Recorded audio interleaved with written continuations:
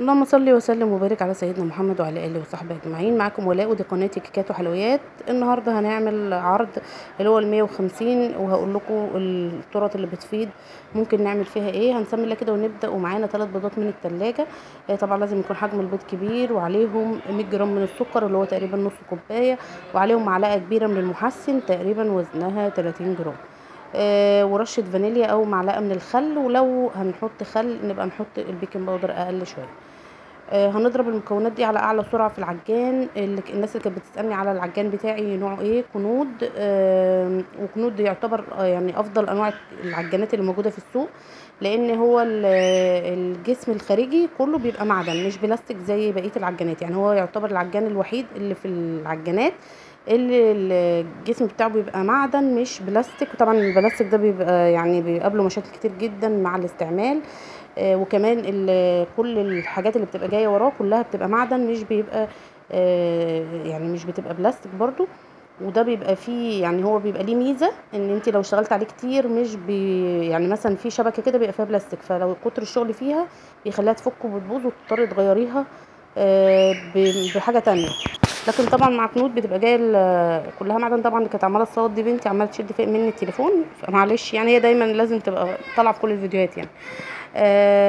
احنا كده ضربنا ال3 بيضات مع ال100 جرام من السكر، عليهم معلقه كبيره من المحسن، وعليهم رشه فانيليا ومعلقه خل، على اقصى سرعه لغايه ما يعملوا فوم. وابتدي انزل بكوبايه من الميه المتلجه اللي هي وزنها 200 جرام. بنزل شويه طبعا القوام الاول بيفك شويه، بعد كده بيرجع يتماسك تاني. والفتره اللي جايه هشتغل بدقيق سبونج. فلو حد يعني يعرف احسن سبونج جاهز ايه. في ناس بتقول لي جولدن باج، وفي ناس بتقول لي دريم. فيا ريت ترشحوا لي كده يكون نوع كويس، علشان انا كنت عايزه اجيب له جولدن باج. فلو حد قدامه حاجه احسن وبيطلع كميه اكتر يا ريت يقول. نزلنا كده بكميه الدقيق. طبعا بنوطي العجان وبشغل الفرن بتاعي على درجه حراره 200 في الوقت ده. وببتدي اوطي العجان على اول درجه. انا اول درجه عندي اللي هي 1، فبشغله على 1. لان لو شغلته على 2 بيبقى سريع يعني بيبقى عالي، فانا هشغله على 1.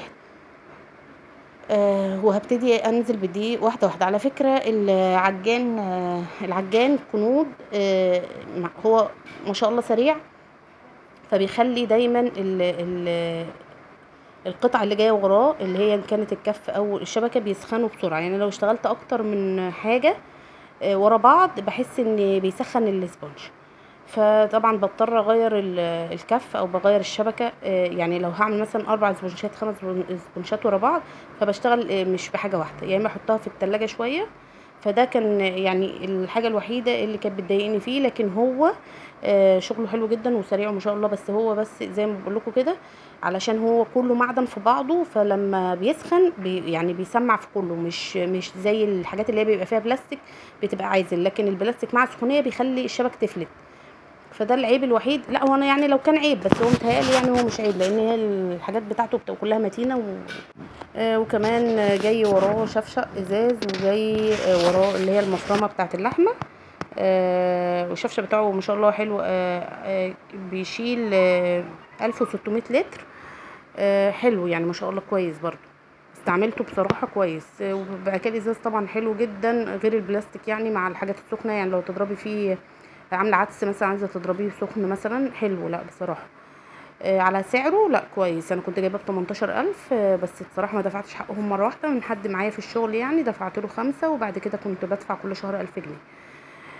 فهي حسبتهولي بنفس سعره اللي كان موجود ساعتها. يعني هي بنفس السعر اللي كان موجود هي حسبتهولي. بس بصراحه خدت حقه حاجه في حاجه يعني. لغايه دلوقتي انا بدفع لها يعني.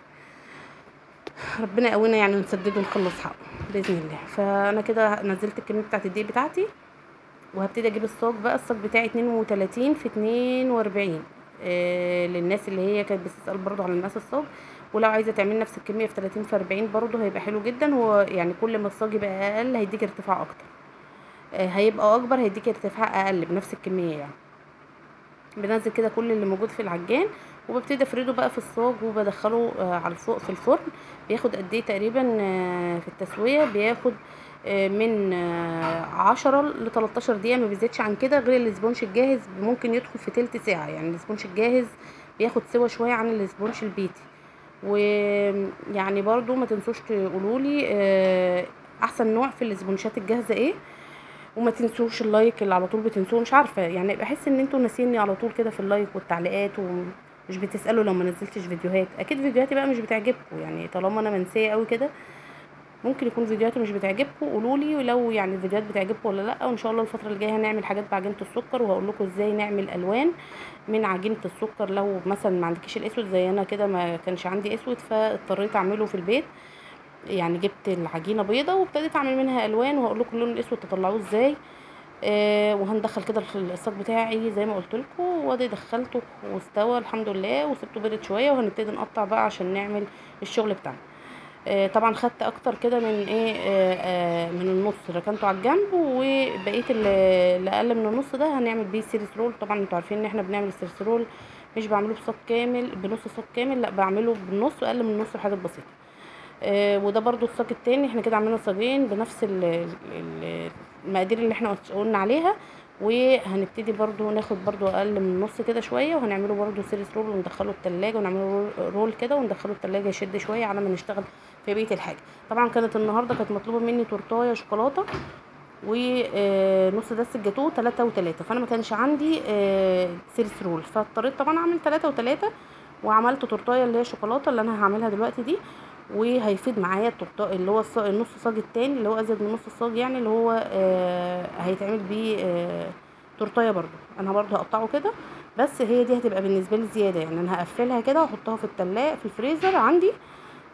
انا عامله الديب فريزر، يعني عامله لي الحاجات بتاع الشغل بتاعي، فما يعني بدخلها اتلجها، ما بطلعهاش الا لو انا بشتغل، يعني اطلعها زي ما هي متلجه كده، اكمل بقى الفينش بتاعها وبقيه شغلها، وعلى ما اخلص شغل تكون هي فكت من كل حاجه وما بيحصلهاش اي حاجه، وبطلعها عروض وبشتغل بيها عادي، ما بيحصلش فيها اي مشكله خالص. لو انتوا فاض من عندكم شغل عايزين تدخلوه زي ما هو ديسكات كده، هتحطوه فوق بعضه في كيس، لا اما تحطي له كريمه لو فايض من عندك كريمه، تعملي له طبقات، بس ما تقفلهوش للاخر، يعني انت بس يا دوبك تجلسي التجليسه الاولانيه كده، علشان لما تيجي تشتغلي طبعا انت مش بتبقى عارفه اصلا العميل بيبقى طالب منك ايه، يعني هو طالبها فانيليا، طالبها شوكولاته، طالب الفينش من بره ايه. فانت الاحسن ان انت ولو طلب منك مثلا تورته انت عاملاها مثلا كلها فانيليا، وطلبت منك نص ونص، وانت حابه تعملي مثلا تورتايه واحده شوكولاته، هتروحي واخده نصها والنص التاني تقسمي اللي هي اللي انت مقفلاها دي نصين، تاخدي نص تكملي بيه على النص اللي انت هتشتغلي بيه عادي يعني. مش لازم تعملي بقى ساعتها نص فانيليا تاني، والنص اللي هيفضل مع من الفانيليا على النص اللي هيفضل من الشوكولاته تجمعيهم مع بعض كده برضو تبقى تورتايه نص ونص. فاهمين قصدي؟ يعني انتوا كده هتعملوا واحده شوكولاته وانت كده كده عندك واحده كريم، فتقسمي دي نصين ودي نصين، وتحطي نص هنا بدل ده كده يعني. احنا جلسنا طبعا كده التورتيه بتاعتي، طبعا احنا جلسنا مع بعض طرق كتير، فيعني اكيد انتوا شايفين وعارفين يعني احنا بنعمل ايه. طبعا كده بنلم بقى اي زيادات كده بالسكرابر، وبنبتدي بقى لو في حتت مش واصلها كريمه او انتوا شايفينها مش مظبوطه، ابتدوا ايه اظبطوها كده بالايه بالكريمه بتاعتكم. وطبعا لازم ندخلها التلاجة تشد شويه. وده السيريس رول اللي احنا عملناه، طبعا انا بصراحه بشتغل فيه على طول، يعني مجرد ما يعني بدخله الاول بشتغل فيه هو الاول واحطه في الفريزر عندي يشد شويه، وبعد كده بخلص التورتيه اروح مدخلها ومطلعه بشتغل على طول، ما بيحصلوش اي حاجه، ما بيفكش، يعني ما بيحصلوش اي مشكله خالص. عشان كده شغل السيريس رول في العروض بيبقى اسهل واحسن ومش بياخد كريمه، ويعني منجز كده مش بتضطر ان انت تستني يعني. لو انا عملت الموضوع ده مع جاتوه مربع كان عمل كان ما كانش ظبط معايا خالص. كده انا جلست اللي هو التورتايه جلست اللي هو السيريس رول الابيض، وابتديت احط عليه كده من الجناش. طبعا احنا قلنا الجناش بتاعنا بنحط عليه معلقتين من الجيلو الشفاف عشان يدينا جيلو شوكولاته. للناس اللي اول مره تسمعني، يعني احنا عملنا مع بعض الجيلوهات بكل الوانها، وعملنا الجيلو الشوكولاته مع بعض برضو.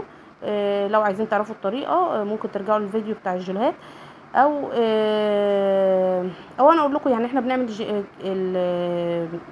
الجناش اللي هو العادي، بسيبه يبرد وبعد كده بحط عليه معلقتين من الجيلو الشفاف، بيبقى بيتقل وبيديني نفس السمك بتاع الجيلو الشوكولاته. دي التورتيه اللي انا قلت لكم عليها انا قفلتها، وبقيه الكريمه يا دوبك كده ايه هي دي، يعني الكريمه اللي كانت فاضت معايا، فطبعا مش هعمل لها كريمه مخصوص وادخلها التلاجة على كده على المنظر ده، ولما احتاجها هطلعها. كده طلعنا دي بقى من التلاجة وحطينا على النص، يعني عملنا دايره كده في النص، وبقيه الجناب حطينا عليها من الجيلو بتاعنا، وابتديت اعمل روزيتات كبيره كده، وحزمت التورتيه من تحت. وبرده جيت حته في الحته اللي في النص كده ابتديت برده احط لها من الجناش. ولو عندك بقى اي كريسبيات، انا كانت مطلوبه مني ان هي تحط لها اوريو، فانا حطيت كده بين كل واحده وواحده، يعني اسيب واحده واحط واحده اوريو. وجبت برضو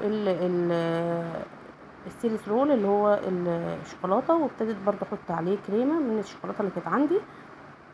وزي ما انتم شايفين هو زي احنا عملناه مع بعض كتير جدا، وزي اي اشكال بقى. يعني بصوا بصراحه اي اشكال بتبان في التقطيع، يعني انت مجرد ما تعملي الشكل حتى لو مش عاجبك، مجرد ما تقطعيه بيبقى شكله كويس. طبعا مش بحط عليه بقى روزيتات ولا اي حاجه، لان زي ما قلت لكم ده شغل عروض ومش بيبقى متكلف قوي، يعني مش بتحاولي تحطي فيه شغل كتير. زي ما انتم شايفين كده دي التورتايه والست قطع جاتوه. بطلع العرض ده على 150 وشغال معايا حلو جدا، هو والعرض اللي ب100، ويمكن العرض اللي ب100 شغال اكتر كمان من العرض ده. يا رب الفيديوهات بتاعتي تكون عجبتكم، واستنوني في الفيديو اللي جاي ان شاء الله. هنعمل تورتايه بعجينه السكر، وان شاء الله يعني هستنى تعليقاتكم واللايك بتاعكم. شكرا جدا.